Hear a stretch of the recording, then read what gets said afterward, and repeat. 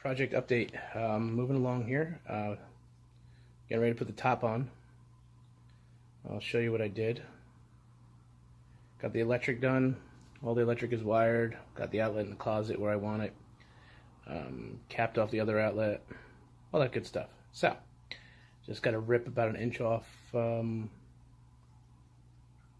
top and then put it in place. We'll see what happens. Let's take a look at the project. Alright, here we go.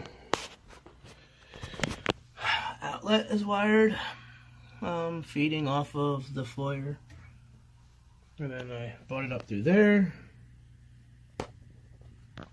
into the closet. How pretty.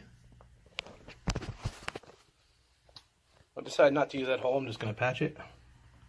The outlet back here is all closed up.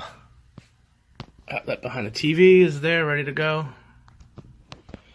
All I gotta do is rip a piece, about an inch off one of these boards and plop it in place. Then patch the sheetrock. So moving along.